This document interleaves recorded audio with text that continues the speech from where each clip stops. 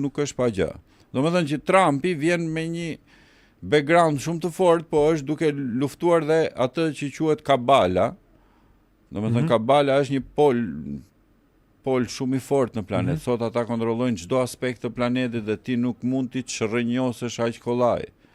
Si çdo njerëz ha se Trumpi punon me ata, po punon vëlla me ata se nuk po ta dinte Lenini se ç'a do bënte Stalini me komunizmin, e kishte qafe Leninin që të vogël. Po Lenini u fuqizua brenda asaj edhe Stalini çfarë kush ka qenë i pari. Domethënë Stalini u fuqizua nën petkun e Leninit dhe pap sa mori pushtetin reformoi Rusinë dhe hoqi komunizmin edhe hapi Rusinë këto të gjitha. Dhe Trumpi nuk mos kujtoni se mund t'i kthej kurrizin këtyre direkt.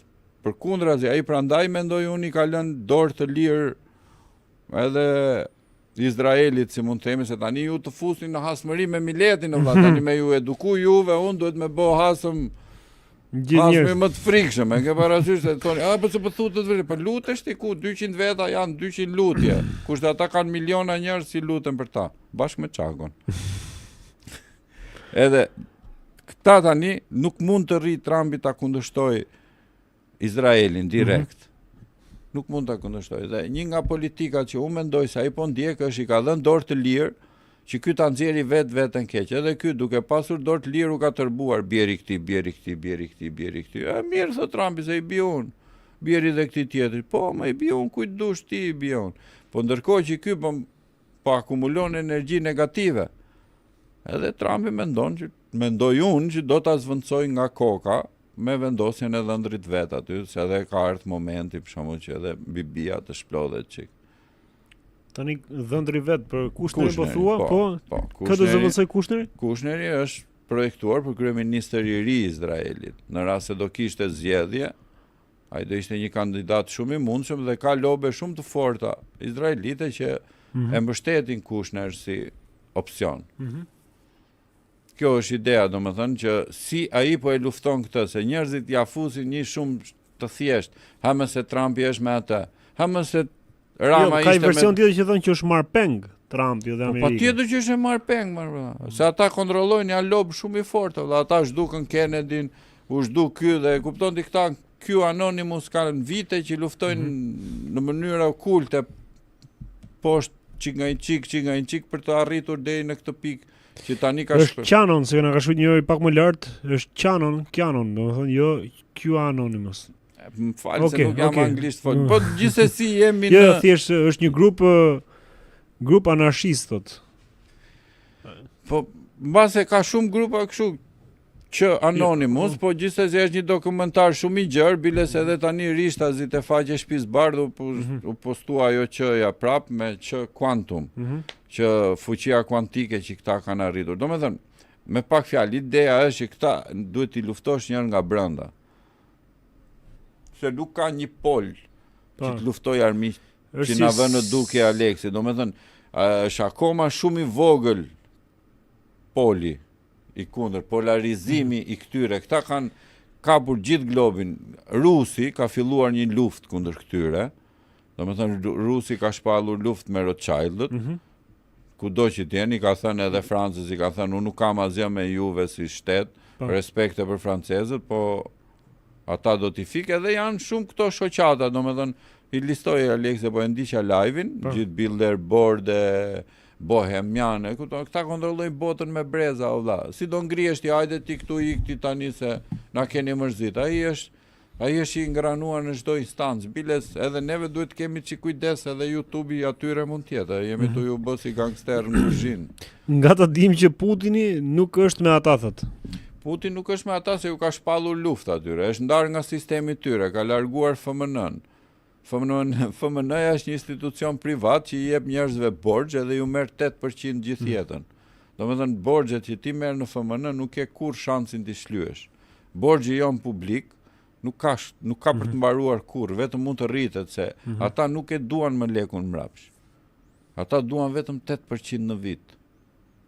Edhe fakti që Enveri vdiq se ne nuk kishim FMN. Edhe pas i vdiq Enveri erdhi FMN-ja. Saddam Husseini vdiq se nuk kishte FMN. Edhe pasi vdiq ai erdhi FMN-ja. Ajatollën e vranë se prap nuk ishte FMN dhe aty do ta bëjnë një FMN.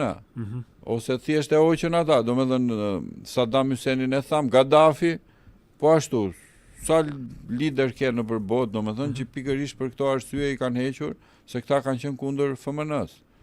Biles Si ka mundësi që Putini doli kaq i fortë, që ka dalë kundër FMN-s edhe Flitet që ka edhe është një lloj kloni, është një lloj sozie ti, e kupton?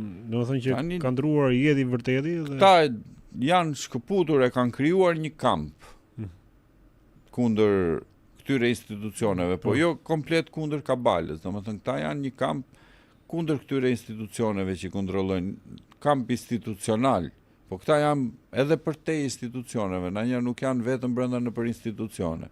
Putin është një vijë ndërmjetme, ka bërë shkëputje nga institucionet, por mund të jetë i kapur në nivele të tjera, domethënë.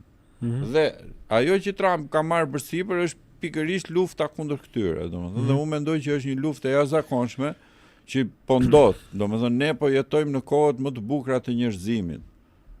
Ne tani? Po. Çfarë thua? Po. Tani në këto momente ku bota po zihen edhe po pikërisht sepse është ajo që tham pak më herët, domethënë ne kemi qenë të pushtuar 1000 vjet valla, këta kanë mbi 1000 vjet që e kontrollojnë botën, kontrollojnë luftrat, kontrollojnë të dyja, domethënë, a e dëgjon ti Aleksin apo jo, valla, çfarë thot? Po le Aleksin. Jo, ato që thot ai janë të gjitha argumente që qëndrojnë, se ai ti shpjegon, nuk mund të rriun të ti shpjegoj të gjitha ato që thot ai. Po këta janë. Nëse mund të ketë njerëz që nuk e dëgjojnë Aleksin në këtë orë ku jemi ne tani. Po tani të kthehen, aty janë videot e tij, kupton? Ishte të Aleksin. Jeni në like, në gjë nga smoni çik algoritmi. Edhe Napoleoni do doli kundër sistemit bankar të kohës së tij. Po, edhe e fshin Napoleonin, ishte super i fuqishëm edhe. Pak më lart doja të pyesje po për rastin e këtij Elon Musk që u fut në fushat me Trumpin edhe doli ka dalë deri diku sikur ka dalë lop tjetër, ka dalë në vete. Po mirë me tani ç'do bëjmë ne tani, do bëhemi bashkë ne. Do marrim pushtetin, pastaj do bëjmë çik kështu sikur si jemi bashkë, bërse është turp. Pastaj të fillojnë edhe e kontrollon Elon Musk, se populli ka i do. Tani është një distancim, pastaj u pajtum prap, pastaj është edhe kjo shplarja e shpirtit ata. E kupton, ka dhe Trumpi ca të pathëna që doli i tha Elon Musku, tha dhe ai 1-2 muhabete kështu, ato ditë që ishin të zëmëruar. Që duheshin thënë, valla, fundit, o vlla, dil tregoj ato muhabete që halli kam unë, që mos më rri njëri mu se. Qofse unë kam sekrete, edhe vi në pushtet ti do më mbash peng mu. Më kupton në këto sekrete që unë kam.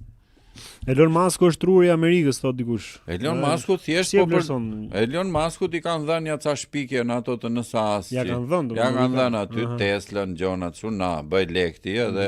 Po ç'na që zgjodhen edhe po. Po sa është besnik.